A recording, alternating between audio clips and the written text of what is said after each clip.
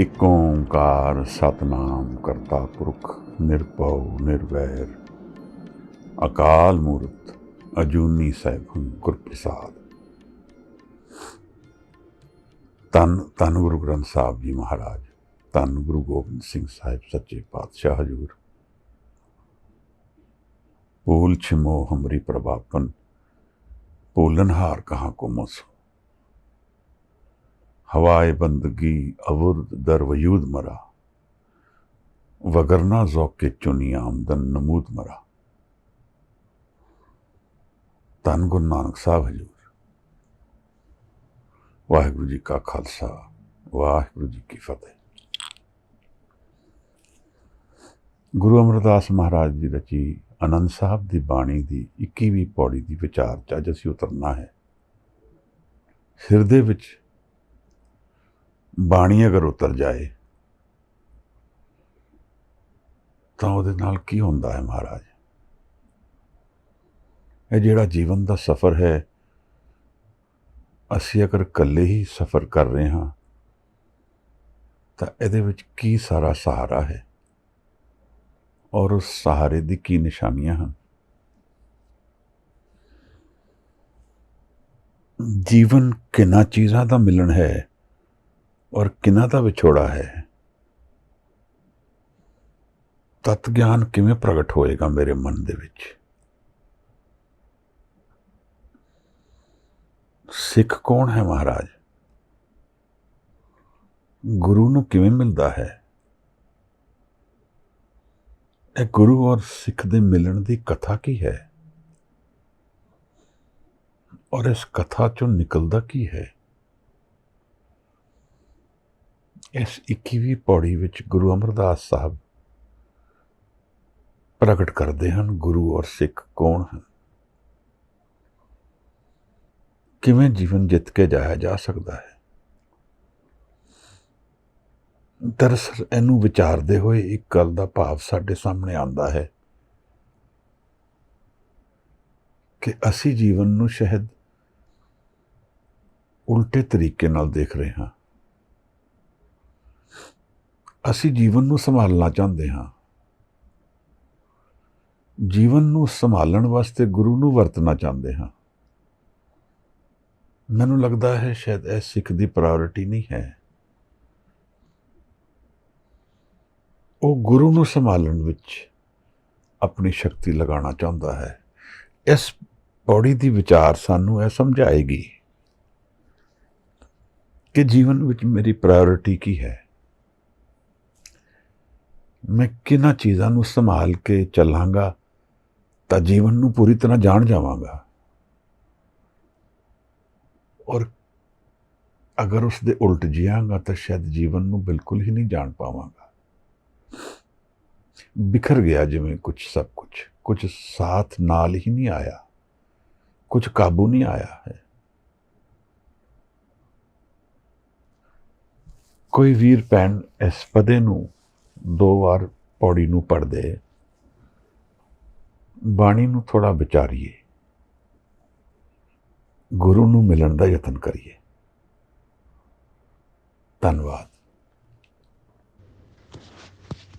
वाहिगुरु जी।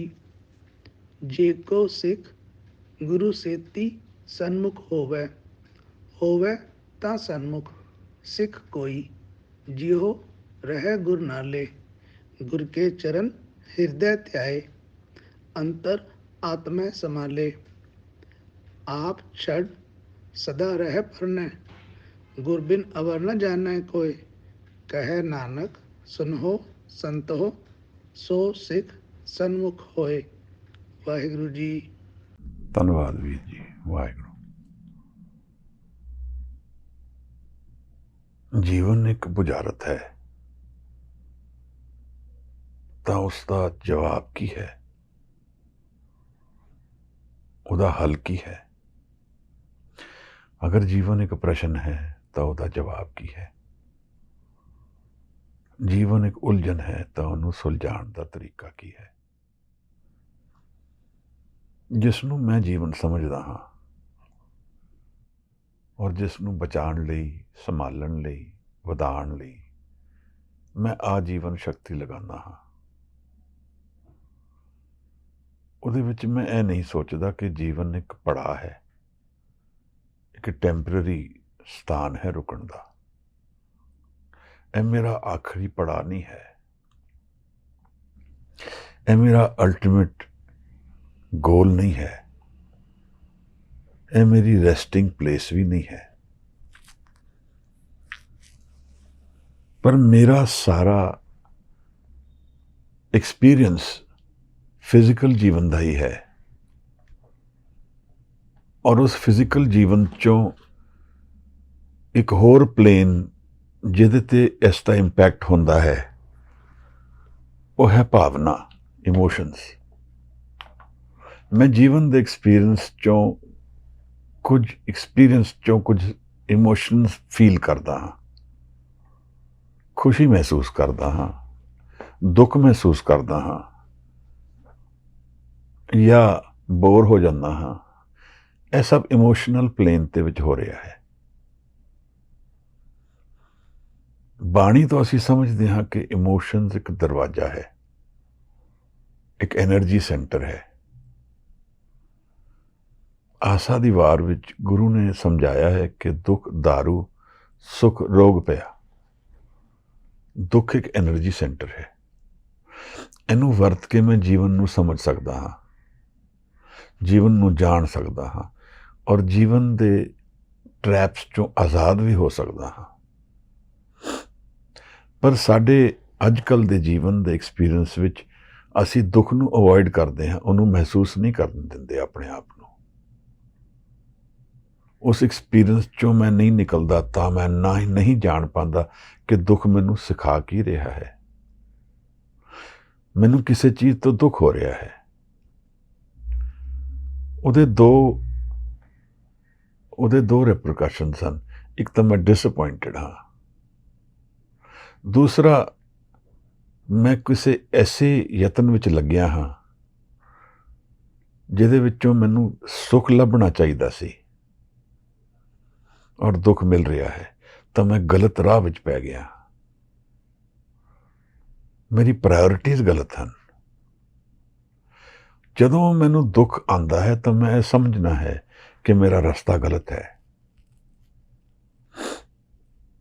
ਜਾਂ ਫਿਰ ਮੈਂ ਜਿਸ ਉਮੀਦ ਨਾਲ ਜੀਵਨ ਜੀ ਰਿਹਾ ਹਾਂ ਉਹ ਉਮੀਦ ਹੀ ਗਲਤ ਹੈ। ਗੁਰਬਾਣੀ ਵਿੱਚ ਇੱਕ ਸ਼ਬਦ ਬਾਰ-ਬਾਰ ਆਉਂਦਾ ਹੈ, ਆਸਾ ਮਾਹੀ ਨਿਰਾਸਾ। ਨਿਰਾਸ਼ਾ ਇਸ ਜੀਵਨ ਵਿੱਚ ਔਰ ਆਸ ਉਸ ਜੀਵਨ ਦੀ ਜਿਹੜਾ ਸੱਤ ਹੈ, ਜਿੱਥੇ ਓਂਕਾਰ ਵਸਦਾ ਹੈ, ਜਿੱਥੇ ਗੁਰੂ ਦਾ ਵਾਸਾ ਹੈ, ਜਿੱਥੇ ਆਨੰਦ ਦੀ ਵਰਖਾ ਹੋ ਰਹੀ ਹੈ, ਜਿੱਥੇ ਸਦਾ ਸ਼ਬਦ ਵਰਤਿਆ ਜਾਂਦਾ ਹੈ। ਇਸ ਦੇਸ਼ ਵਿੱਚ ਜਿੱਥੇ ਅਸੀਂ ਰਹਿੰਦੇ ਹਾਂ ਸਦਾ ਸ਼ਬਦ ਨਹੀਂ ਵਰਤਿਆ ਜਾਂਦਾ। ਇੱਥੇ ਤਾਂ ਰਸਤੇ ਦਾ ਪੜਾਅ ਹੈ, ਕਦੇ ਕੁਝ ਚੰਗਾ ਕਦੇ ਮਾੜਾ। ਪਰ ਅਸੀਂ ਜੀਵਨ ਨੂੰ ਕਿਵੇਂ ਦੇਖ ਰਹੇ ਹਾਂ? ਅਸੀਂ ਇਨਸਾਨ ਨੂੰ ਵੀ ਉਹਦੇ ਪੈਸੇ ਔਰ ਸ਼ੋਹਰਤ ਤੋਂ ਜੱਜ ਕਰਦੇ ਹਾਂ। ਅਸੀਂ ਹਰ ਐਕਸਪੀਰੀਅੰਸ ਨੂੰ ਤੋਲਦੇ ਹਾਂ ਇਸ ਜੀਵਨ ਦੇ ਐਕਸਪੀਰੀਅੰਸ ਚੋਂ ਹੀ। ਕੌਣ ਵੱਡਾ, ਕੌਣ ਛੋਟਾ, ਕੌਣ ਉੱਚਾ, ਕੌਣ ਨੀਵਾਂ, ਕਿੱਥੇ ਮੈਂ ਧਿਆਨ ਦੇਣਾ ਹੈ, ਕਿੱਥੇ ਨਹੀਂ ਦੇਣਾ ਹੈ, ਕੀ ਮੇਰੀ ਪ੍ਰਾਇੋਰਿਟੀ ਹੈ। ਇਹ ਸਾਰਾ ਕੁਝ ਮੈਂ ਕਿੱਥੋਂ ਸਿੱਖ ਰਿਹਾ ਹਾਂ? ਉਸੇ ਜੀਵਨ ਤੋਂ ਜਿਹਦੇ ਵਿੱਚ ਸਦਾ ਵਿਕਾਸ ਨਹੀਂ ਹੈ। ਇਸ ਤਰ੍ਹਾਂ ਦਾ ਲੱਗਦਾ ਹੈ ਕਿ ਜਿਵੇਂ ਮੈਂ ਇੱਕ ਐਸੀ ਫੀਲਡ ਵਿੱਚ ਉਤਰ ਗਿਆ ਹਾਂ ਜਿੱਥੇ ਦੇ ਰੂਲਸ ਮੈਨੂੰ ਪਤਾ ਨਹੀਂ ਹਨ। ਇੱਕ ਐਸੀ ਗੇਮ ਮੈਂ ਖੇਡ ਰਿਹਾ ਹਾਂ ਜਿੱਥੇ ਦਾ ਰਸਤਾ ਮੈਨੂੰ ਨਹੀਂ ਪਤਾ, ਜਿਸ ਤੇ ਜਿੱਤਣ ਦਾ ਤਰੀਕਾ ਮੈਨੂੰ ਨਹੀਂ ਆਉਂਦਾ। ਪਰ ਮੈਨੂੰ ਇਹ ਭਰੋਸਾ ਹੈ ਕਿ ਮੈਂ ਜਾਣਦਾ ਹਾਂ। ਗੁਰਬਾਣੀ ਵਿੱਚ ਗੁਰੂ ਆਸਾ ਦੀ ਵਾਰ ਵਿੱਚ ਸਾਨੂੰ ਦੱਸਦੇ ਹਨ, ਨਾਨਕ ਗੁਰੂ ਨ ਚੇਤਨੀ, ਮਨ ਆਪਣੇ ਸੁਚੇਤ, ਛੂਟੇ ਤਿਲ ਬੁਹਾਰ ਜਿਉ ਸੁੰਝੇ ਅੰਦਰ ਖੇਤ। ਅਸੀਂ ਇਹ ਪੌੜੀ ਕਈ ਵਾਰ ਵਿਚਾਰ ਚੁੱਕੇ ਹਾਂ। ਇਹ ਐਟੀਟਿਊਡ ਹੈ ਲਾਈਫ ਦਾ। ਨਾਨਕ ਗੁਰੂ ਨ ਚੇਤਨੀ, ਮੈਂ ਗੁਰੂ ਨੂੰ ਨਹੀਂ ਚੇਤਾਂਗਾ क्यों नहीं चेतांगा? मन अपने सुचेत, क्योंकि मेरा मन जानता है, मैं मन करके जानदा हाँ जीवन की है, क्योंकि मैनू फिजिकल लाइफ ਦੇ ਵਿੱਚ ਕੰਟਰੋਲ ਸ਼ਾਇਦ ਜ਼ਿਆਦਾ ਹੈ।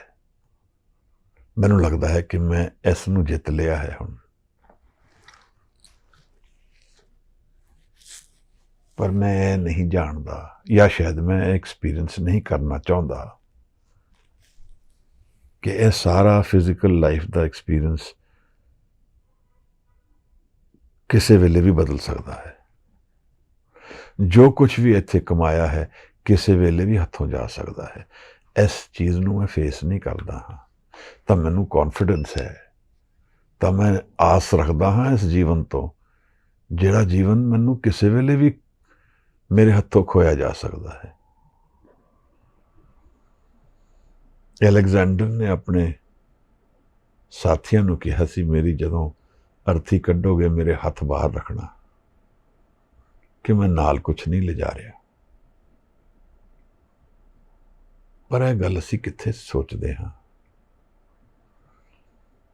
ਕਿ ਇਹ ਗੱਲ ਹੈ ਕਿ ਅਸੀਂ ਜੀਵਨ ਚੋਂ ਇਹ ਨਹੀਂ ਜਾਣ ਪਾਉਂਦੇ ਕਿ ਦਰਅਸਲ ਜੀਵਨ ਦਾ ਰਤਨ ਕੀ ਹੈ। ਪਿਛਲੀ ਪੌੜੀ ਵਿੱਚ ਗੁਰੂ ਸਾਹਿਬ ਨੇ ਇੱਕ ਸਾਡੇ ਸਾਹਮਣੇ ਸ਼ਬਦ ਰੱਖਿਆ, ਰਤਨ ਇੱਕ ਹੀਰਾ ਹੈ। ਜੀਵਨ ਇੱਕ ਅਨਮੋਲ ਵਸਤੂ ਹੈ, ਪ੍ਰਾइसलेस। ਪਰ ਉਸ ਅਨਮੋਲ ਵਸਤੂ ਨੂੰ ਅਗਰ ਮੈਂ ਨਹੀਂ ਜਾਣਦਾ ਤਾਂ ਫਿਰ ਮੈਂ ਕੀ ਜਾਣਦਾ ਹਾਂ ਜੀਵਨ ਬਾਰੇ। ਇਸ ਸਭ ਉਲਝਣ ਚੋਂ, ਇਸ ਜੀਵਨ ਦੇ ਦੁੱਖ ਚੋਂ, ਇਸ ਜੀਵਨ ਦੀ ਪਰੇਸ਼ਾਨੀਆਂ ਚੋਂ ਇੱਕ ਪ੍ਰਸ਼ਨ ਉੱਠਦਾ ਹੈ ਜਿਹਦੇ ਚੋਂ ਸਿੱਖ ਬਣਦਾ ਹੈ। ਉਹ ਪ੍ਰਸ਼ਨ ਇਹ ਹੈ ਕਿ ਇਹ ਜੀਵਨ ਦਰਅਸਲ ਕੀ ਹੈ ਔਰ ਇਸ ਦਾ ਆਨੰਦ ਕਿੱਥੇ ਹੈ। ਇਹ ਸਿੱਖ ਦਾ ਅਪਰੋਚ ਹੈ, ਇਹ ਸਿੱਖ ਦੀ ਐਟੀਟਿਊਡ ਹੈ, ਜਿਹੜਾ ਸਦਾ ਵਿਕਾਸ ਲੱਭਦਾ ਹੈ। ਸੁਰ ਨਰ ਮੁੰਜਨ ਅੰਮ੍ਰਿਤ ਖੋਜਦੇ,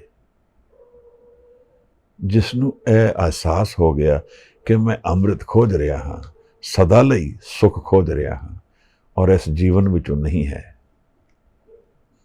ਇਸ ਜੀਵਨ ਵਿੱਚ ਕੁਝ ਐਕਸਪੀਰੀਐਂਸਿਸ ਹਨ ਪਰ ਸਦਾ ਵਿਕਾਸ ਨਹੀਂ ਹੈ। ਇਹ ਕੌਣ ਸਿਖਾਏਗਾ ਮੈਨੂੰ? ਇਹ ਮੇਰਾ ਆਪਣਾ ਐਕਸਪੀਰੀਐਂਸ ਸਿਖਾਏਗਾ, ਕੋਈ ਮੈਨੂੰ ਨਹੀਂ ਸਿਖਾ ਸਕਦਾ। ਇਸ ਕਰਕੇ ਕੋਈ ਸਿੱਖ ਨਹੀਂ ਬਣਾ ਸਕਦਾ ਕਿਸੇ ਨੂੰ। ਮੇਰੇ ਆਪਣੇ ਪ੍ਰਸ਼ਨਾਂ ਚੋਂ ਮੈਂ ਸਿੱਖ ਬਣਾਂਗਾ। ਹਾਂ, ਮੈਂ ਸੰਗਤ ਕਰਕੇ ਮੇਰੇ ਤੇ ਅਸਰ ਹੋ ਸਕਦਾ ਹੈ। ਮੈਂ ਉਹ ਜੋ ਚੀਜ਼ ਦੇਰ ਨੂੰ ਲੱਭਾਂਗਾ ਸ਼ਾਇਦ ਜਲਦੀ ਲੱਭ ਲਵਾਂਗਾ ਸੰਗਤ ਕਰਕੇ। ਪਰ ਮੈਂ ਪ੍ਰਸ਼ਨ ਤਾਂ ਹੀ ਪੁੱਛਾਂਗਾ ਜਦੋਂ ਮੈਨੂੰ ਮੇਰੇ ਮਨ ਵਿੱਚ ਇੱਕ ਅਹਿਸਾਸ ਹੋ ਗਿਆ ਕਿ ਮੈਨੂੰ ਕੁਝ ਲੱਭਣਾ ਹੈ ਜੋ ਸਦਾ ਲਈ ਹੈ। ਜਦ ਤੱਕ ਉਹ ਅਹਿਸਾਸ ਨਹੀਂ ਹੋਏਗਾ ਮੈਂ ਸਿੱਖ ਜੀਵਨ ਵਿੱਚ ਨਹੀਂ ਉਤਰ ਸਕਾਂਗਾ, ਕਿਉਂਕਿ ਸਿੱਖੀ ਜੀਵਨ ਵਿੱਚ ਇਹ ਸਾਰਾ ਕੁਝ ਤਿਆਗਣ ਵਾਲੀ ਅਵਸਥਾ ਹੈ ਜਿਸ ਨੂੰ ਅਸੀਂ ਜੀਵਨ ਕਹਿੰਦੇ ਹਾਂ। ਔਰ ਉਹ ਤਿਆਗ ਇਸ ਤਰ੍ਹਾਂ ਨਹੀਂ ਹੈ ਕਿ ਫੋਰਸਫੁਲੀ ਕੀਤਾ ਜਾਏ, ਕਿ ਮੈਂ ਉਹਦਾ ਅਡੰਬਰ ਕਰਾਂ ਕਿ ਮੈਂ ਬਹੁਤ ਕੁਝ ਤਿਆਗ ਦਿੱਤਾ। ਇੱਕ ਪ੍ਰੇਮ ਵਿੱਚ ਛੱਡਿਆ ਜਾ ਰਿਹਾ ਹੈ ਜਿਸ ਚੀਜ਼ ਦਾ ਮੈਨੂੰ ਮੁੱਲ ਨਹੀਂ ਹੈ। ਉਹਦਾ ਡਿਸਟੈਂਸ ਜ਼ਿਆਦਾ ਹੋ ਜਾਂਦਾ ਹੈ ਮੇਰੇ ਮਨ ਚੋਂ, ਕਿਉਂਕਿ ਮੈਨੂੰ ਇਹ ਅਹਿਸਾਸ ਹੋ ਗਿਆ ਕਿ these are not as valuable as I thought they were। ਤਾਂ ਫਿਰ ਸਿੱਖ ਅਗਰ ਬਣੇਗਾ ਤਾਂ ਗੁਰੂ ਦੂਰ ਨਹੀਂ ਹੈ। ਸਾਚ ਵਖਰ ਕੇ ਹਮ ਬਣ ਜਾ ਰਹੇ, ਗੁਰੂ ਨਾਨਕ ਸਾਹਿਬ ਕਹਿੰਦੇ ਹਨ। ਜੋ ਸੱਚ ਨੂੰ ਲੱਭਦਾ ਹੈ ਉੱਥੇ ਗੁਰੂ ਹਾਜ਼ਰ ਹੋ ਜਾਂਦਾ ਹੈ। ਇੱਕ ਜੀਵਨ ਦਾ ਟ੍ਰੇਡ ਹੈ, ਗੁਰੂ ਕਹਿ ਰਿਹਾ ਹੈ।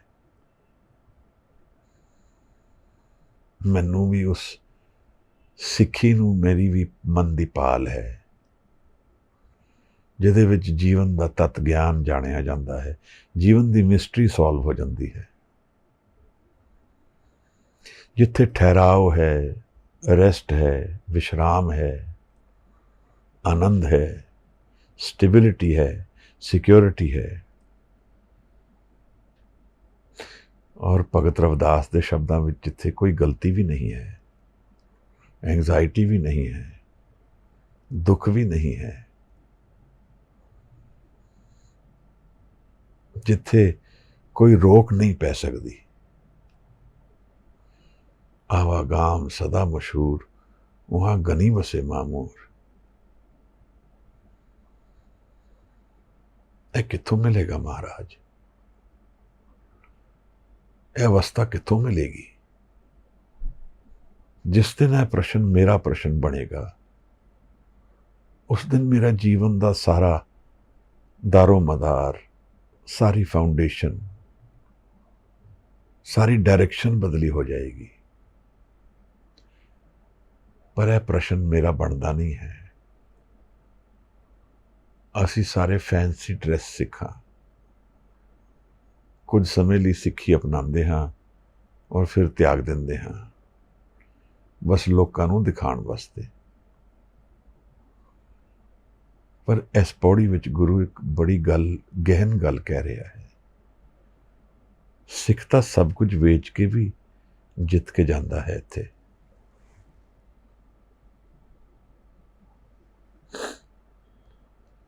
सिक्खी और गुरु, सिख और गुरु का यह मिलन एक प्रेम की कथा की तरह लगता है। सदा रहो परने, जिवें व्याया गया कोई। फिर यह दीवाने कौन हैं जिहड़े चांदनी चौक दे विच आरे नाल भी चिराए जाते हैं, फिर भी नहीं कहते कि असी हार गए हाँ, कुछ गलत हो रहा है। रूहां नाल देगां च उबलते हैं। की है मस्ती है जीवन दी? किहड़ा इन्हां ने रतन पा लिया है जिहदे नाल उन्हां नूं यह सब कुछ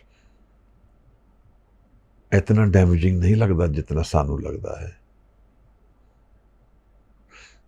लगता इस तरह है जिदा जिहड़ा उन्होंने इस सिक्खी दे विच चलते हुए या जान लिया है कि इत्थों तो वैसे भी जाना है,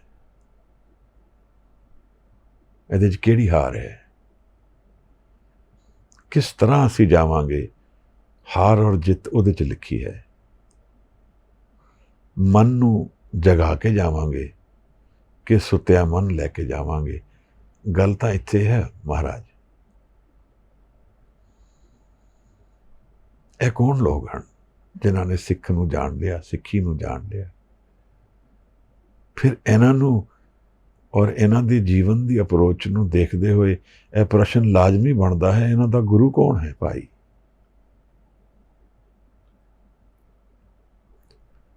जिहड़ा आप पिंजरे च बैठा है, अडोल है, अस्थिर है, सब कुछ जीवन का देखता है सामने, पर उन्होंने कोई रोस नहीं है, दुख नहीं है।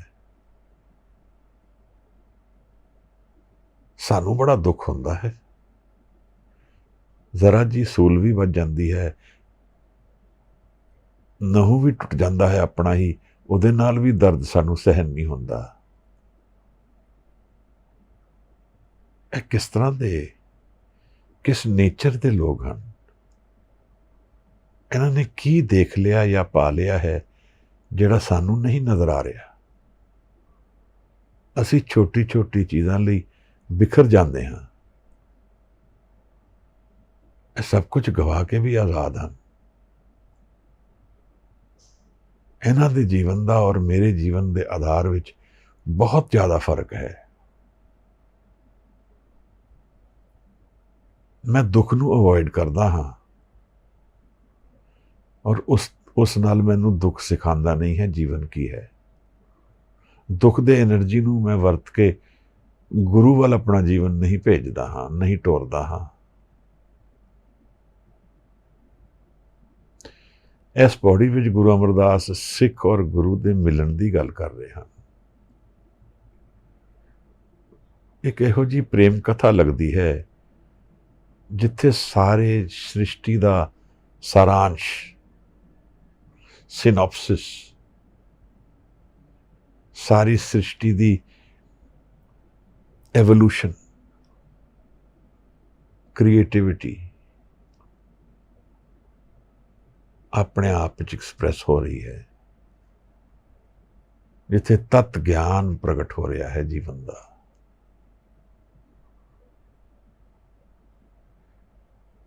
ਇਹੋ ਜਿਹੀ ਪੌੜੀ ਕਦੇ ਮੈਂ ਆਪਣੇ ਮਨ ਵਿੱਚ ਵਸਾ ਲਵਾਂ ਤਾਂ ਸ਼ਾਇਦ ਮੈਂ ਜਾਣ ਲਵਾਂਗਾ ਕਿ ਜੀਵਨ ਕੀ ਹੈ ਔਰ ਜੀਵਨ ਨੂੰ ਕਿਵੇਂ ਜਿੱਤ ਕੇ ਜਾਣਾ ਹੈ। ਇਹ ਪਰਿਵਾਰ ਹੈ, ਕਰੀਅਰ ਹੈ, ਕਾਰੋਬਾਰ ਹੈ, ਪੈਸਾ ਹੈ, ਸ਼ੌਹਰਤ ਹੈ, ਇਹ ਸਾਰੇ ਦੀ ਐਨਰਜੀ ਇੰਨੀ ਲੱਗਦੀ ਹੈ, ਇਸ ਨੂੰ ਮੇਨਟੇਨ ਕਰਨ ਵਿੱਚ ਹੀ ਜੀਵਨ ਨਿਕਲ ਜਾ ਰਿਹਾ ਹੈ। ਪਰ ਇਹ ਜੀਵਨ ਨਹੀਂ ਹੈ। ਗੱਲ ਇੱਥੇ ਆਉਂਦੀ ਹੈ ਸਾਰੀ। ਮੈਂ ਇਸ ਸਭ ਨੂੰ ਮੇਨਟੇਨ ਕਰਨ ਲਈ ਗੁਰੂ ਨੂੰ ਵਰਤਣਾ ਚਾਹੁੰਦਾ ਹਾਂ। ਗੁਰੂ ਮੈਨੂੰ ਸ਼ੌਹਰਤ ਦੇਗਾ, ਪੈਸਾ ਦੇਗਾ ਔਰ ਉਹ ਕਿਧਰੇ ਨਹੀਂ ਜਾਏਗਾ। ਉਹੀ ਮੇਰਾ ਸੁੱਖ ਹੈ। ਸੁੱਖ ਦਾ ਸੋਰਸ ਮੇਰਾ ਉਹੀ ਹੈ ਜੋ ਸਦਾ ਲਈ ਨਹੀਂ ਹੈ, ਔਰ ਉਸ ਨੂੰ ਮੈਂ ਗੁਰੂ ਦੇ ਕੋਲ ਸਨਮੁਖ ਹੋ ਕੇ ਪਾਣਾ ਚਾਹੁੰਦਾ ਹਾਂ, ਗੁਰਦੁਆਰੇ ਜਾ ਕੇ ਪਾਣਾ ਚਾਹੁੰਦਾ ਹਾਂ ਕਿ ਮੈਨੂੰ ਦੁੱਖ ਨਾ ਹੋਏ। ਤੱਤ ਤਾਂ ਇਹੀ ਹੈ। ਪਰ ਗੁਰੂ ਸਾਨੂੰ ਬਾਰ-ਬਾਰ ਦੱਸਦਾ ਹੈ ਕਿ ਜੀਵਨ ਦਾ ਸੁੱਖ ਉੱਥੇ ਹੈ ਹੀ ਨਹੀਂ ਜਿੱਥੇ ਮੈਂ ਲੱਭਣਾ ਚਾਹੁੰਦਾ ਹਾਂ। ਨਾ ਹੀ ਉੱਥੇ ਪਰਮਨੈਂਸ ਹੈ। ਮੈਂ ਲੱਭ ਰਿਹਾ ਹਾਂ ਪਰਮਨੈਂਸ। ਮੈਂ ਚਾਹ ਰਿਹਾ ਹਾਂ ਕਿ ਮੈਨੂੰ ਸਦਾ ਲਈ ਸੁੱਖ ਮਿਲੇ। ਇਸ ਗੱਲ ਨੂੰ ਗੁਰੂ ਮਨਾ ਨਹੀਂ ਕਰਦਾ ਹੈ। ਜਦੋਂ ਅੰਮ੍ਰਿਤ ਸ਼ਬਦ ਗੁਰੂ ਵਰਤਦਾ ਹੈ, ਉਹਦਾ ਭਾਵ ਹੀ ਇਹੀ ਹੈ, ਸਦਾ ਲਈ ਸੁੱਖ।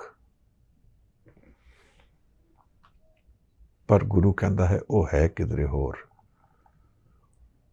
ਔਰ ਅਗਰ ਉਹਦਾ ਜਵਾਬ ਮੈਂ ਮੰਗਣ ਜਾਵਾਂ ਗੁਰੂ ਗ੍ਰੰਥ ਸਾਹਿਬ ਤੋਂ, ਤਾਂ ਇਹ ਪੌੜੀ ਉਹਦਾ ਜਵਾਬ ਹੋਏਗਾ। ਸਿੱਖ ਔਰ ਗੁਰੂ ਦੇ ਮਿਲਣ ਵਿੱਚ ਉਹ ਅੰਮ੍ਰਿਤ ਵਸਦਾ ਹੈ।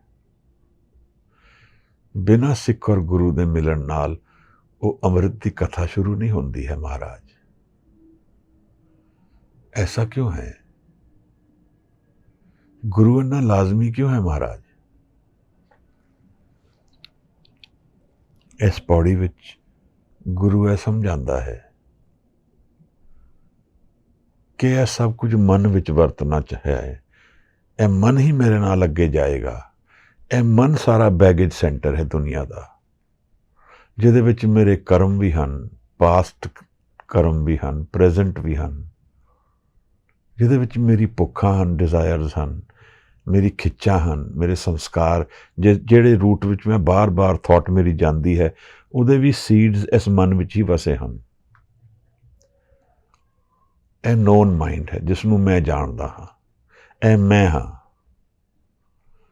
पर यह दुनिया, मैं, यह सारे संस्कार, यह सारे कर्म, यह सदा ਲਈ नहीं हैं, ना ही यह परमानेंट हैं। गुरु कहता है कि मन दे विच एक होर डायमेंशन है जिहड़ी सदा ਲਈ है। अगर उसनूं जान लिया तो यह सब रिडंडेंट हो जाते हैं। रिडंडेंट का मतलब है इन्हां दी फिर एहसास, इन्हां दा फाउंडेशन नहीं रहिंदी जीवन की, इस ते आधारित जीवन नहीं रहिंदा। फिर यह जीवन रहिंदा है पर इस ते आधार विच नहीं रहिंदा। आधार फाउंडेशन जीवन की परमानेंस रह जाता है, सदा विकास रहिंदा है। फिर मैनूं लगता है कि गुरु महाराज, गुरु तेग बहादुर साहब इस अवस्था के मालक बख्शणहार हैं जे असीं उहदे पात्र होइए। और इसका लिविंग एग्जाम्पल असी इस और अनेकां इहो जी होर ਇਨਸੀਡੈਂਟਸ ਚੋਂ ਲੈ ਸਕਦੇ ਹਾਂ ਜੋ ਚਾਂਦਨੀ ਚੌਕ ਵਿੱਚ ਵਰਤਿਆ ਹੈ। ਧਰਮ ਨੂੰ ਅਸੀਂ ਸਾਰੇ ਜਾਣਦੇ ਹਾਂ, ਧਰਮ ਦਾ ਹੀ ਸਾਰਾ ਸ਼ੋਰ ਮਚਦਾ ਪਿਆ ਹੈ ਅੱਜ ਕੱਲ੍ਹ। ਬੜੀ ਪੀੜਾ ਹੋ ਰਹੀ ਹੈ, ਕਨਵਰਜਨਸ ਦਾ ਸ਼ੋਰ ਮਚ ਰਿਹਾ ਹੈ, ਸਾਡੀ ਗਿਣਤੀ ਘਟ ਰਹੀ ਹੈ। ਪਰ 1 ਕਰੋੜ ਵਾਰ ਵੀ ਉਸ ਧਰਤੀ ਨੂੰ ਚੁੰਮਿਆ ਜਾਏ ਜਿੱਥੇ ਇਹ ਵਰਤਾਰਾ ਵਰਤਿਆ ਤਾਂ ਵੀ ਘੱਟ ਹੈ। ਅਗਰ ਧਰਮ ਨੂੰ ਸਮਝਣਾ ਹੈ ਤਾਂ ਇਹੋ ਜਿਹੇ ਇਨਸੀਡੈਂਸਿਸ ਨੂੰ ਮਨ ਵਿੱਚ ਅਨਰੈਵਲ ਕਰਨਾ ਪਏਗਾ। ਕਿਵੇਂ ਹੋ ਸਕਦਾ ਹੈ? ਮਨ ਕਰਕੇ ਕਿਵੇਂ ਹੋ ਸਕਦਾ ਹੈ ਮਹਾਰਾਜ? ਤਾਂ ਉਹਦੇ ਨਾਲ ਮੇਰਾ ਮਨ ਬਦਲੀ ਹੋ ਜਾਏਗਾ। ਮੈਂ ਕੁਝ ਸਮਝਣਾ ਸ਼ੁਰੂ ਕਰ ਦਿਆਂਗਾ ਸਿੱਖੀ ਕਿਤਨੇ ਉੱਚੇ ਪੜਾਅ ਦੀ ਚੀਜ਼ ਹੈ ਔਰ ਮੈਂ ਕਿਤਨੀ ਦੂਰ ਹਾਂ। ਗੁਰੂ ਕੀ ਦੇ ਸਕਦਾ ਹੈ ਜਿਹਦੇ ਵਿੱਚ ਇਹ ਜੀਵਨ ਤੁੱਛ ਲੱਗਣਾ ਸ਼ੁਰੂ ਹੋ ਜਾਂਦਾ ਹੈ, ਜਿਸ ਦੇ ਪਿੱਛੇ ਮੈਂ ਭੱਜੀ ਜਾਂਦਾ ਹਾਂ ਸਵੇਰ ਤੋਂ ਸ਼ਾਮ ਤੱਕ।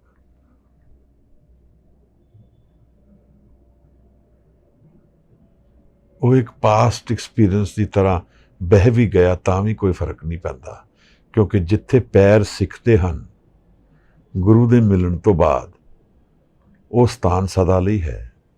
ਉਸ ਨੂੰ ਕੋਈ ਨਹੀਂ ਬਦਲ ਸਕਦਾ ਹੈ, ਨਾ ਉਸ ਦੇ ਸੁੱਖ ਨੂੰ ਕੋਈ ਲੈ ਸਕਦਾ ਹੈ, ਨਾ ਹੀ ਕੋਈ ਵਿਘਨ ਕ੍ਰੀਏਟ ਕਰ ਸਕਦਾ ਹੈ।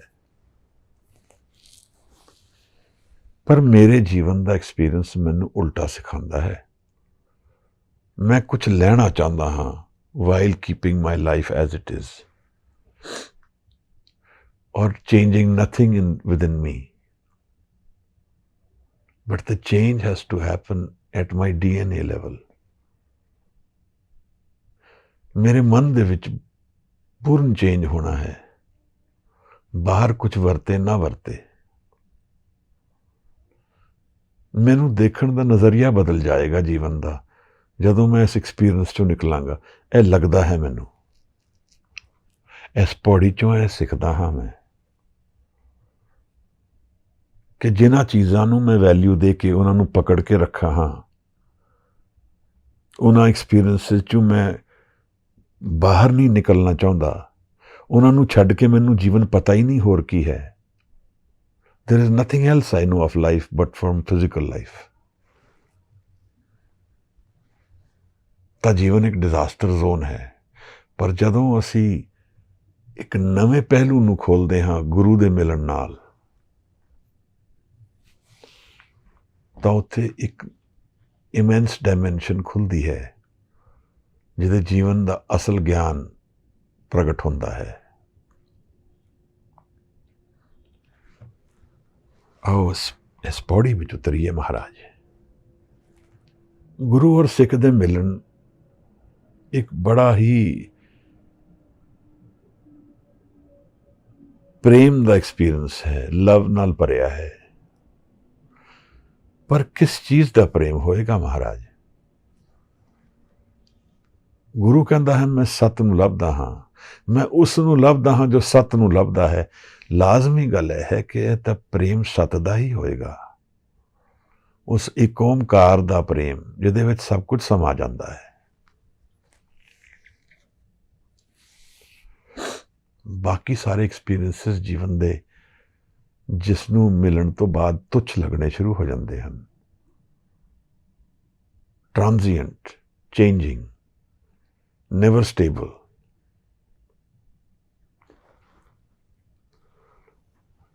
ਮਹਾਰਾਜ ਕਹਿੰਦੇ ਹਨ, ਨਾਨਕ ਗੁਰੂ ਜੇ ਕੋ ਸਿੱਖ ਗੁਰੂ ਸੇਤੀ ਸੰਮੁਖ ਹੋਵੇ। ਜੇ ਕੋਈ ਸਿੱਖ ਬਣੇ, ਸਿੱਖ ਇੱਕ ਪ੍ਰਸ਼ਨ ਹੈ, ਜੀਵਨ ਦਾ ਤੱਤ ਜਾਣਨ ਦੀ ਇੱਕ ਡਾਇਰੈਕਸ਼ਨ ਹੈ, ਇੱਕ ਪ੍ਰੇਮ ਹੈ ਨਿਰੰਕਾਰ ਨਾਲ। ਜੇ ਕੋਈ ਬਣੇ, गुरु ने डिफाइन भी किया है कि सिख कौन है। गुरु सतगुर का जो सिख खाए, सो भलके उठ हर नाम ते आए।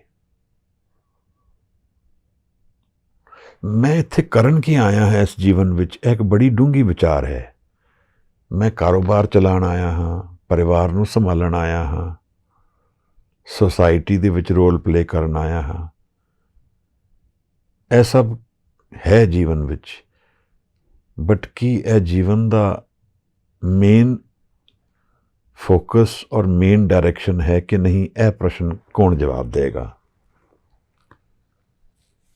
गुरु ग्रंथ साहब नूं अगर पूछा जाए तो गुरु यह नहीं कहता कि यह मेन फोकस है लाइफ का।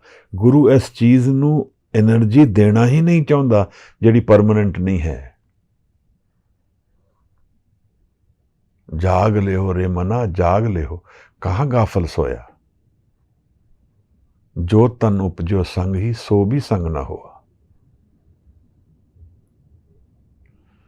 तो शरीर भी नाल नहीं रहना है। मात पिता सुत बंद जन जित हद स्यो की ना, जियो छुटक्यो जब दे ते डार अगन में दीना। मात पिता सुत बंद जन, ਉਹੀ लोग जिन्होंने मैं अपना समझदा हाँ, मेरे माता पिता सुत बंद जन बंधु जन, वो मेरे शरीर नूं ਉਹੀ ਅੱਗ ਵਿੱਚ ਪਾਣਗੇ जद श्वास निकल जाणगे। जीवत लो व्यवहार है, जग को तुम जानो। गुरु कहता है जान ले जग है कि यह तो व्यवहार है, यह टैंपररी ट्रांजैक्शनस हैं, यह रोल्स हैं important in their own dimension but not in permanence. Nanak हर गुण गाए ले, गुरु तो कहता है हरि दे गुण गा, सब सुपन समान। इत्थे तो सुपना है, कल अख खुलेगी तो सब खत्म हो जाएगा। मैं एनर्जी किस नूं दे रहा हाँ, यह तो मैनू देखना है। राम सिमर यही तेरो काज है। गुरु तो कहता है कि लाइफ का मेन फोकस सेंटर नाम सिमरन होना चाहिए है, मेन एनर्जी सेंटर। मैं की चॉइसेस चूज करता हाँ विद रेफरेंस टू की गुरु मैनू समझा रहा है, यह मैनू सोचण की लोड़ है। मेरा मेन एनर्जी सेंटर की है, लाजमी जीवन है। नाम नू तो मैं जिवें कोई दवाई लैंदा है, सवेरे एक डोज जपजी दी नितनेम दी करनी है, उस तरह करता हाँ कि उस जीवन नू जीण लई यह करना है। पर गुरु कहता है सारा जीवन ही इस लई है। बिल्कुल डायमेट्रिकली ऑपोजिट व्यू है। और वो क्यों है फर्क? क्योंकि गुरु मौत नू सामने रख के गल करता है और मैं मौत नू भुल के जीवन जींदा हाँ। सारा डिफरेंस इत्थे क्रिएट होंदा है। सिख सिर्फ तां ही बन सकता है या सिख एटीट्यूड मेरे विच तां उतर सकता है जदों मैं इस चीज़ नू एक्सैप्ट करा कि मैं मरना है, कि मौत मेरे नाल है, मैं छड़ के जाना है, इत्थे कुछ भी सदा लई नहीं है। ताकि यह जीवन होपलेसनेस वाल टुरदा है, फिर इत्थे कुछ भी नहीं है।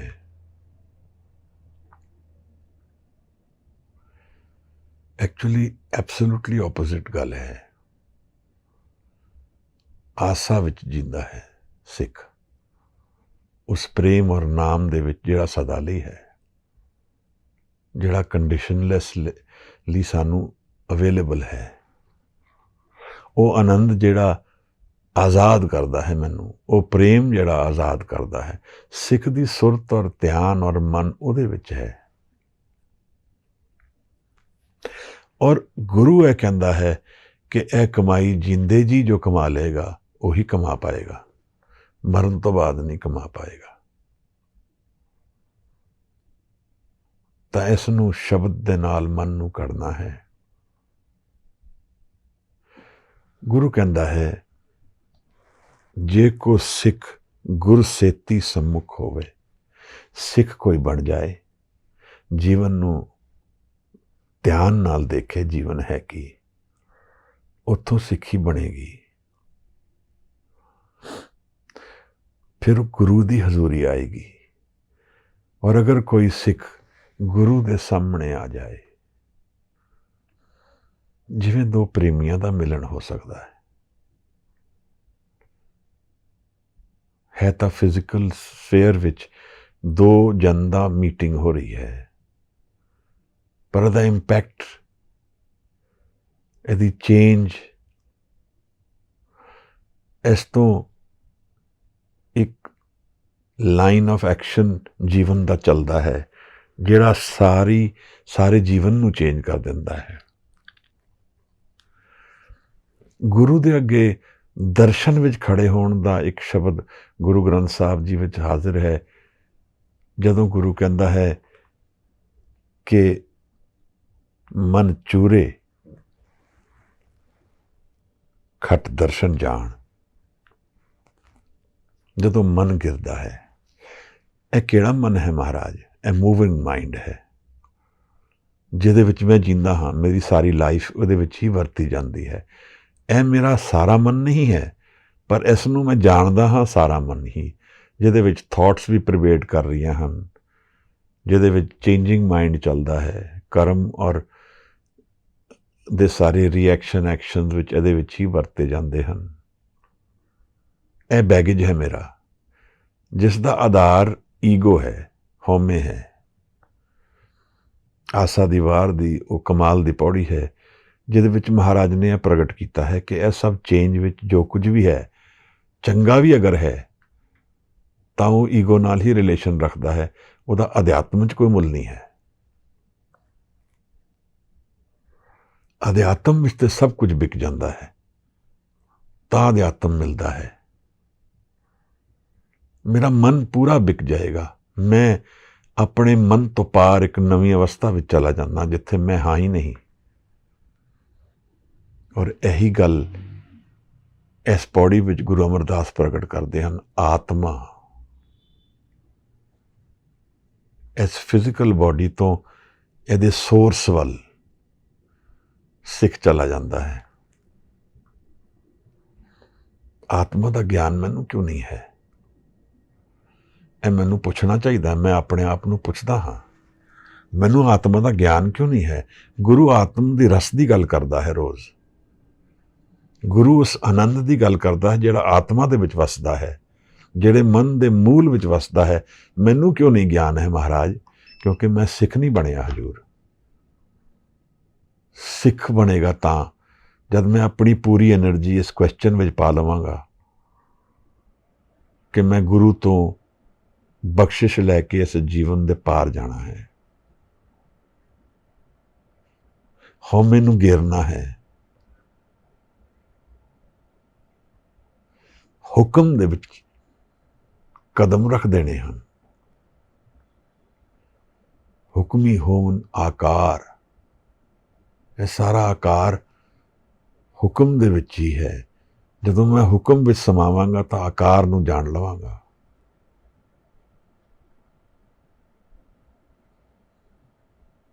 ਗੁਰੂ ਨੂੰ ਮਿਲਣ ਨਾਲ ਇਹ ਸਭ ਮਿਲਦਾ ਹੈ। ਮਹਾਰਾਜ ਕਹਿੰਦੇ ਹਨ, ਕੋਈ ਸਿੱਖ ਗੁਰ ਸੇਥੀ ਸੰਮੁਖ ਹੋਵੇ ਤਾਂ ਸੰਮੁਖ ਸਿੱਖ ਕੋਈ, ਜੀਵੋ ਰਹੇ ਗੁਰ ਨਾਲੇ। ਇਹ ਜੀਵੋ ਸ਼ਬਦ ਪਿਛਲੀ ਪੌੜੀ ਵਿੱਚ ਵੀ ਆਇਆ ਹੈ। ਇਹਦਾ ਮਤਲਬ ਮਨ ਹੈ। ਮੈਂ ਮਨ ਨਾਲ ਗੁਰੂ ਦੇ ਕੋਲ ਰਹਿੰਦਾ ਹਾਂ, ਸਰੀਰ ਕਰਕੇ ਰਵਾਂ ਕਿ ਨਾ ਰਵਾਂ। ਅਗਰ ਮੇਰਾ ਮਨ ਗੁਰੂ ਦੇ ਅੱਗੇ ਹਾਜ਼ਰ ਹੈ ਤਾਂ ਮੈਂ ਗੁਰੂ ਦੇ ਨਾਲ ਹਾਜ਼ਰੀ ਵਿੱਚ ਹਾਂ। ਔਰ ਇਹੀ ਸਾਰਾ ਕੀ ਹੈ ਇਸ ਸਪਿਰਿਚੁਅਲ ਐਕਸਪੀਰੀਅੰਸ ਦੀ, ਜਿਹੜਾ ਗੁਰੂ ਔਰ ਸਿੱਖ ਦਾ ਰਿਲੇਸ਼ਨਸ਼ਿਪ ਹੈ। अगर मेरा गुरु कोल मन हाजिर है ਤਾਂ ਮੇਰਾ ਮਨ ਫਿਰ ਹਉਮੈ ਤੋਂ ਟੁੱਟ ਗਿਆ ਹੈ। ਫਿਰ ਗੁਰੂ ਸਦਾ ਮੇਰੇ ਮਨ ਦੇ ਨਾਲ ਇਕਮਿਕ ਹੈ, ਵਨਨੈਸ ਹੈ। ਹੁਣ ਦੋ ਮਨ ਨਹੀਂ ਹਨ, ਇੱਕ ਮਨ ਰਹਿ ਗਿਆ ਹੈ। ਤਾਂ ਫਿਰ ਇਹਦੇ ਵਿੱਚ ਮੇਰੇ ਮਨ ਦਾ ਟੋਟਲ ਚੇਂਜ ਆਏਗਾ। ਜੋ ਐਕਸਪੀਰੀਅੰਸ ਗੁਰੂ ਦੇ ਮਨ ਵਿੱਚ ਹੈ ਉਹ ਸਿੱਖ ਦਾ ਐਕਸਪੀਰੀਅੰਸ ਬਣ ਜਾਂਦਾ ਹੈ। ਇਸ ਕਰਕੇ ਗੁਰੂ ਕਹਿੰਦਾ ਹੈ, ਆਤਮ ਰਸ ਜੋ ਜਾਣੀਏ ਸੋ ਹੈ ਖਾਲਸ ਦੇਵ, ਪ੍ਰਭ ਮੈਂ ਮੋਹ ਮੈਂ ਤਾਸ ਮੈਂ ਰੰਚਕ ਨਾਹੀਂ ਨਾ ਭੇਦ। ਇਹ ਸਭ ਵਨਨੈਸ ਵਿੱਚ ਸਮਾ ਜਾਂਦਾ ਹੈ। ਫਿਰ ਗੁਰੂ ਦਾ ਮਨ ਔਰ ਸਿੱਖ ਦਾ ਮਨ ਇੱਕ ਹੋ ਜਾਂਦਾ ਹੈ। ਇਸੇ ਤਰ੍ਹਾਂ ਗੁਰੂ ਆਪਣਾ ਐਕਸਪੀਰੀਅੰਸ ਸਿੱਖ ਨੂੰ ਦੇ ਦਿੰਦਾ ਹੈ। ਜਨ ਪਰਉਪਕਾਰੀ ਆਏ, ਜੀ ਦਾਨ ਦੇ ਭਗਤੀ ਲਾਇਨ, ਹਰ ਸਿਉ ਲੈਣ ਮਿਲਾਏ। ਜੀਵਨ ਦਾਨ ਦਿੰਦੇ ਹਨ, ਸਪਿਰਿਚੁਅਲ ਜੀਵਨ। ਸਤਿਗੁਰ ਕੇ ਜਨਮੇ ਗਮਨ ਮਿਟਾਇਆ, ਇੱਕ ਨਵਾਂ ਜੀਵਨ ਮਿਲਦਾ ਹੈ। ਜਦੋਂ ਮਨ ਹੀ ਬਦਲ ਗਿਆ ਮਹਾਰਾਜ, ਗੁਰੂ ਦਾ ਮਨ ਔਰ ਸਿੱਖ ਦਾ ਮਨ ਇੱਕ ਹੋ ਗਿਆ। ਤਾਂ ਕਦੋਂ ਹੋਏਗਾ? ਜਦੋਂ ਜੀਵੋ ਰਹੇ ਗੁਰ ਨਾਲੇ। ਮਨ ਕਰਕੇ ਅਗਰ ਸਿੱਖ ਗੁਰੂ ਦੇ सम्मुख ਹੈ, ਹਜ਼ੂਰੀ ਵਿੱਚ ਹੈ, ਤਾਂ ਗੁਰੂ ਔਰ ਸਿੱਖ ਦਾ ਮਨ ਇੱਕ ਹੋ ਗਿਆ ਹੈ ਮਹਾਰਾਜ। ਇੱਕ ਪ੍ਰੇਮ ਦੀ ਕਥਾ ਹੈ। ਹੁਣ ਫਿਜ਼ੀਕਲ ਰਿਲੇਸ਼ਨਸ਼ਿਪ ਨਹੀਂ ਹੈ, ਇਹ ਆਤਮਿਕ ਰਿਲੇਸ਼ਨਸ਼ਿਪ ਹੈ। ਮਨ ਦੇ ਜੁੜਨ ਨਾਲ ਆਤਮਾ ਦਾ ਰਸ ਖੁੱਲ ਜਾਂਦਾ ਹੈ,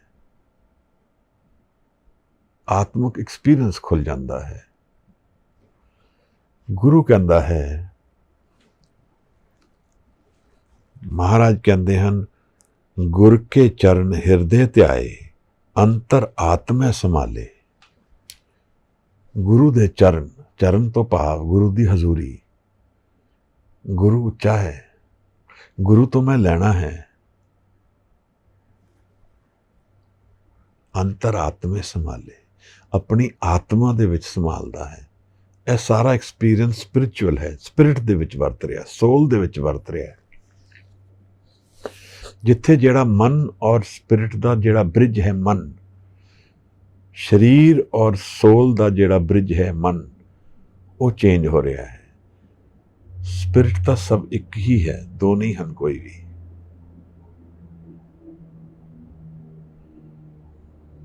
ਜਿੱਥੇ ਸਹਿਜ ਨਾਲ ਮਨ ਦੀ ਇਨਰ ਐਕਸਪੀਰੀਐਂਸਸ ਖੁੱਲਦੇ ਹਨ, ਤਾਂ ਜਿਹੜਾ ਬ੍ਰਿਜ ਹੈ ਜਿਹਦੇ ਨਾਲ ਮੇਰਾ ਸਾਰਾ ਜੀਵਨ ਦਾ ਐਕਸਪੀਰੀਐਂਸ ਬਲੌਕ ਹੋਇਆ ਹੈ, ਜਿਹਦੇ ਕਰਕੇ ਹਉਮੈ ਕਰਕੇ, ਉਹਦੇ ਗਿਰਨ ਨਾਲ ਗੁਰੂ ਨਾਲ ਮਿਲਨ ਹੋ ਜਾਂਦਾ ਹੈ। ਤਾਂ ਹੀ ਗੁਰੂ ਨੇ ਆਨੰਦ ਸਾਹਿਬ ਦੀ ਪਹਿਲੀ ਪੌੜੀ 'ਚ ਹੀ ਕਹਿ ਦਿੱਤਾ, ਆਨੰਦ ਪਿਆ ਮੇਰੀ ਮਾਏ ਸਤਿਗੁਰੂ ਮੈਂ ਪਾਇਆ। ਗੁਰੂ ਨੂੰ ਮਿਲਣ ਤੋਂ ਬਾਅਦ ਆਤਮਿਕ ਰਸ ਦਾ ਐਕਸਪੀਰੀਅੰਸ ਖੁੱਲ ਗਿਆ। ਆਤਮਾ ਵਿੱਚ ਇੱਕ ਰਸ ਬਹਿੰਦਾ ਹੈ। ਗੁਰੂ ਕਹਿ ਰਿਹਾ ਹੈ, ਸਾਨੂੰ ਗਿਆਨ ਨਹੀਂ ਹੈ ਮਹਾਰਾਜ, ਕਿਉਂਕਿ ਅਸੀਂ ਉਹ ਕਮਾਇਆ ਨਹੀਂ ਹੈ। ਪਰ ਇਹ ਕਮਾਉਣ ਦਾ ਵੇਲਾ ਇਹੀ ਜੀਵਨ ਹੈ, ਹੋਰ ਕੁਛ ਨਹੀਂ ਹੈ। That is at the core of this whole life. And ਇਹ ਮੈਨੂੰ ਵੀ ਇੱਕ ਧੱਕਾ ਮੇਰੇ ਜੀਵਨ ਵਿੱਚ ਲੱਗਦਾ ਹੈ ਕਿ ਮੇਰੀ ਸਾਰੀ ਐਨਰਜੀ ਉਸ ਐਕਸਪੀਰੀਅੰਸ ਵਿੱਚ ਜਾਣੀ ਚਾਹੀਦੀ ਹੈ। Paramount energy, primary. That is the primary goal of life, not secondary. ਜਦ ਕਿ ਮੈਂ ਉਲਟਾ ਜੀ ਰਿਹਾ ਹਾਂ। ਗੁਰੂ ਗ੍ਰੰਥ ਸਾਹਿਬ ਜੀ ਮਹਾਰਾਜ ਦੇ ਕਿਸੇ ਵੀ ਸ਼ਬਦ ਨੂੰ ਚੱਕ ਕੇ ਵਿਚਾਰ ਲਈਏ, ਮਹਾਰਾਜ ਸਾਨੂੰ ਧਿਆਨ ਉਸ ਨਾਮ ਵੱਲ ਕਰਾਉਣਗੇ। ਹਰ ਸ਼ਬਦ ਵਿੱਚ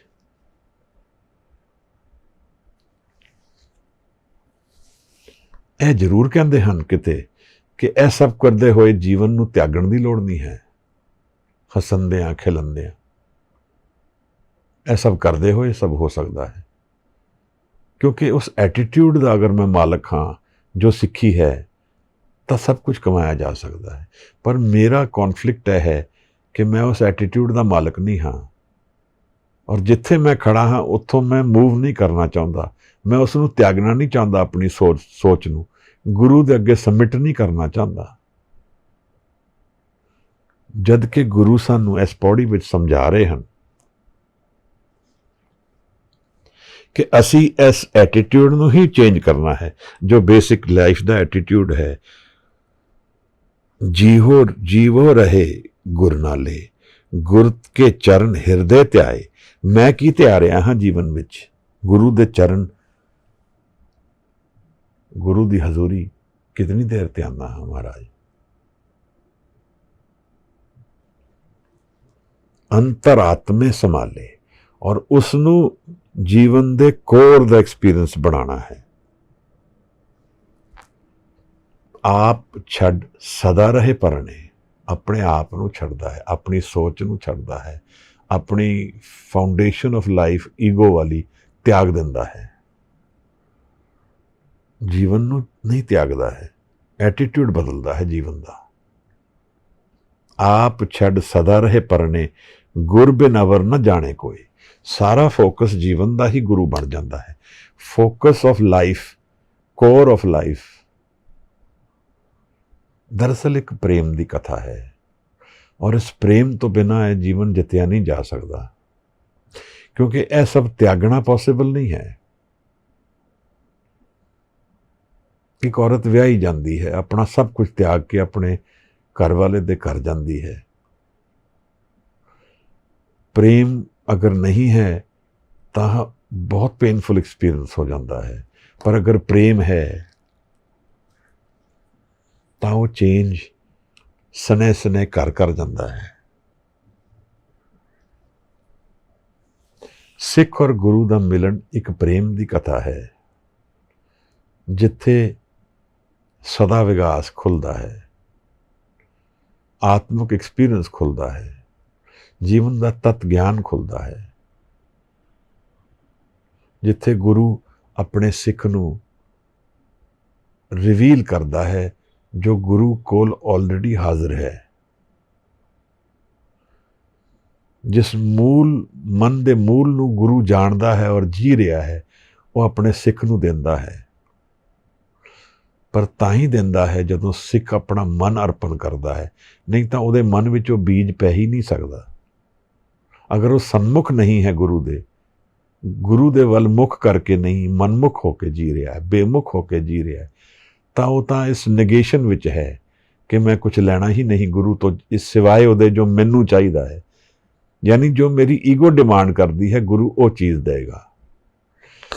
वो भी अपने आप में गलत नहीं है, पर जो कुछ भी मैं मंग के लैंदा हाँ वो दुख के कारण विच ही बनता है। यह भी समझना जरूरी है। जीवन अपने आप में गिफ्ट है। गुरप्रसाद जदों बख्शदा है तो सदा आनंद बख्शिया जाता है। होर सब मंग के गुरु ग्रंथ साहब विच भी कहते हैं कि दुख ही मिलता है, क्योंकि उसनू या तो त्यागण की एबिलिटी मेरे कोल होए, जिस अवस्था नू, जिस वस्तु नू मैं मंग रहा हाँ, या तो मैं उहदे तो पहले ही आज़ाद होवां, that I can live without it. और अगर डिपेंडेंट होके उस तो विदाउट नहीं जी सकांगा तो वो दुख का कारण बनेगा। और वो ताही पॉसिबल है जदों यह एक्सपीरियंस मन विच खुलेगा, जिथे गुरु मन विच मिलेगा, शब्द और गुरु की हजूरी मन विच आएगी। हुण उन्होंने शब्द की डायमेंशन विच भी देख लेंदे हाँ, क्योंकि साडा गुरु अज गुरु ग्रंथ साहब शब्द गुरु है, रिवील्ड शब्द है निरंकार दा। मैं इसनू मन विच वसांदा हाँ तो मेरी थॉट्स गिरनियाँ शुरू हो जांदियां हैं। जितना शब्द गहन होएगा उतनियां थॉट्स वीक होणगियां, और जदों शब्द का एक्सपीरियंस पूरा खुलेगा तो थॉट नहीं रहेगी।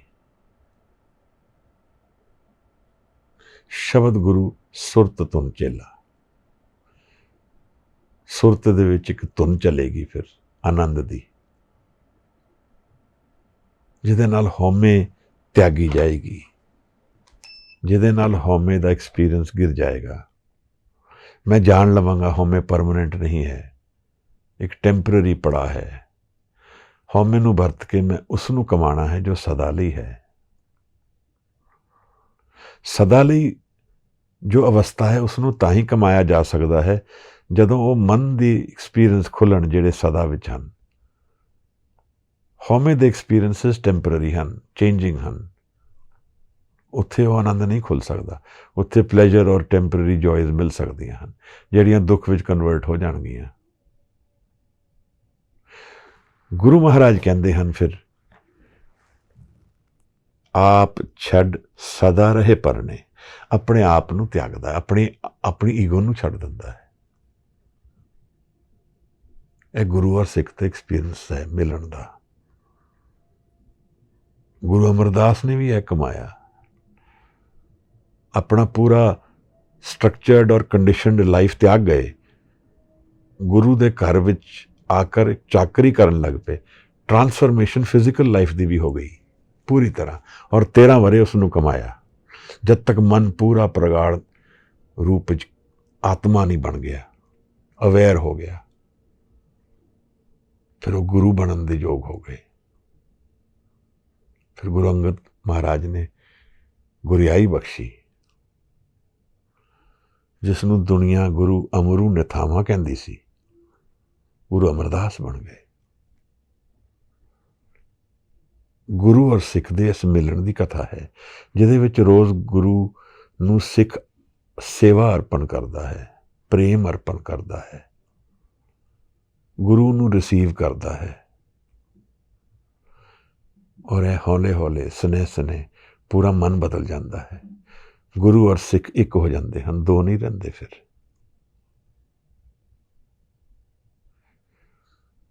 ਅਮਰੂ ਨਿਥਾਵਾਂ ਸਿੱਖ ਗੁਰੂ ਦਾ ਰੂਪ ਗੁਰੂ ਅਮਰਦਾਸ ਹੋ ਗਏ।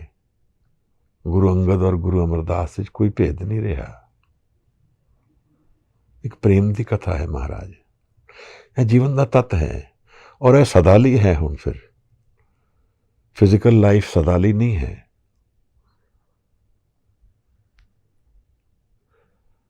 ਪਰ ਜੋ ਸਪਿਰਿਚੁਅਲ ਐਕਸਪੀਰੀਐਂਸਿਸ ਹਨ ਉਹ ਸਪਿਰਿਟ ਦੇ ਵਿੱਚ ਸਦਾ ਹਨ।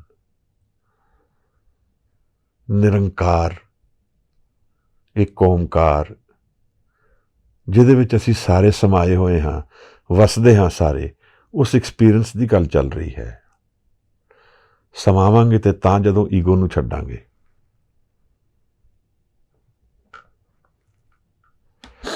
ਗੁਰੂ ਇਹ ਸਮਝਾਉਂਦੇ ਹਨ ਸਾਨੂੰ। ਫਿਰ ਗੁਰੂ ਅਮਰਦਾਸ ਕਹਿੰਦੇ ਹਨ, ਕਹੇ ਨਾਨਕ ਸੁਣੋ ਸੰਤੋ, ਸੋ ਸਿੱਖ ਸਨਮੁਖ ਹੋਏ। ਸੋ ਸਿੱਖ ਸਨਮੁਖ ਹੋਏਗਾ ਜੋ ਆਪਣਾ ਆਪ ਛੱਡੇਗਾ, ਆਤਮਾ ਨਾਲ ਗੁਰੂ ਨੂੰ ਮਿਲੇਗਾ, ਹਉਮੈ ਨੂੰ ਤਿਆਗ ਦੇਗਾ। ਉਹ ਸੰਤ ਦਾ ਰੂਪ ਹੋ ਜਾਏਗਾ ਮਹਾਰਾਜ। ਜੀ ਵਿੱਚ, ਮਨ ਵਿੱਚ ਗੁਰੂ ਨੂੰ ਸੰਭਾਲੇਗਾ। ਹੁਣ ਇਮੋਸ਼ਨਸ ਨੂੰ ਵੀ ਯੂਜ਼ ਕਰ ਰਹੇ ਹਾਂ, ਇੱਥੇ ਦੁੱਖ ਨੂੰ ਵੀ ਯੂਜ਼ ਕਰ ਰਹੇ ਹਾਂ। ਸਾਰੀ ਐਨਰਜੀ ਉਸ ਨਿਰੰਕਾਰ ਨੂੰ ਮਿਲਣ ਵਿੱਚ ਫਲੋ ਕਰ ਰਹੀ ਹੈ। ਫਿਰ ਜੀਵਨ ਵਿੱਚ ਰਿਗਰੈਟਸ ਕੋਈ ਨਹੀਂ ਰਹਿ ਜਾਂਦੇ ਹਨ। ਅਗਰ ਮੈਂ ਇੱਕ ਪੇਨਫੁਲ ਐਕਸਪੀਰੀਅੰਸ 'ਚੋਂ ਨਿਕਲਿਆ ਔਰ ਉਹਦੇ ਐਂਡ ਵਿੱਚ ਮੈਨੂੰ ਬਹੁਤ ਵੈਲਿਊਬਲ ਰਿਜ਼ਲਟ ਮਿਲ ਗਿਆ ਤਾਂ ਉਹ ਪੇਨ ਮੈਂ ਭੁੱਲ ਜਾਂਦਾ ਹਾਂ। ਫਿਰ ਜੀਵਨ ਇੱਕ ਐਕਸਪੀਰੀਅੰਸ ਹੈ, ਪਰ ਇਹਦੀ ਪ੍ਰੈਸਿਪਿਟੇਸ਼ਨ ਤੇ ਮਿਲੇਗਾ ਕੀ ਸਾਨੂੰ? ਇਹਦੇ ਅੰਤਤः ਹੈ ਕੀ? ਜੋ ਕੁਝ ਮੈਂ ਜੀ ਰਿਹਾ ਹਾਂ ਇਸ ਐਕਸਪੀਰੀਅੰਸ ਤੇ ਪ੍ਰੈਸਿਪਿਟੇਸ਼ਨ ਦੇ ਵਿੱਚ ਕੀ ਮਿਲੇਗਾ? ਮੌਤ ਦੇ ਵਿੱਚ ਕੀ ਆਏਗਾ ਹੱਥ ਵਿੱਚ? ਇਹ ਵਿਚਾਰਨ ਦੀ ਗੱਲ ਹੈ। ਇੱਥੇ ਹੀ ਸਿੱਖ ਦੀ ਜੀਵਨ ਦੀ ਅਪਰੋਚ ਹੈ ਔਰ ਐਟੀਟਿਊਡ ਹੈ। ਇੱਥੇ ਹੀ ਗੁਰੂ ਸੋਲਿਊਸ਼ਨ ਬਣ ਜਾਂਦਾ ਹੈ ਜੀਵਨ ਦਾ।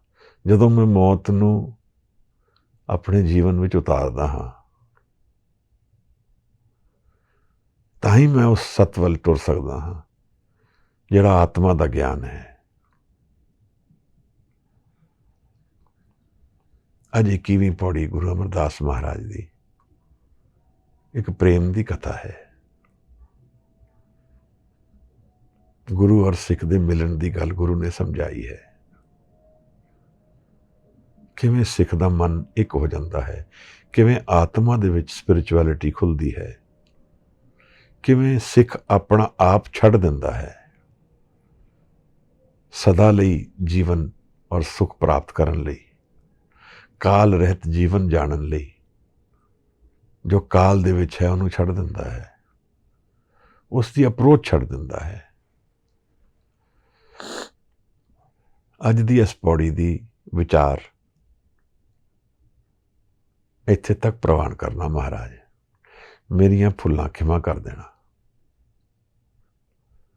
आप जरूर सुधार करना, कुछ दसना चाहो, कहना चाहो, जरूर करना। महाराज गुरु अमरदास महाराज दी आनंद साहब दी 21वीं पौड़ी दी विचार प्रवान करना इत्थे तक ही। बहुत बहुत धन्यवाद। वाहिगुरू जी का खालसा, वाहिगुरू जी की फतेह।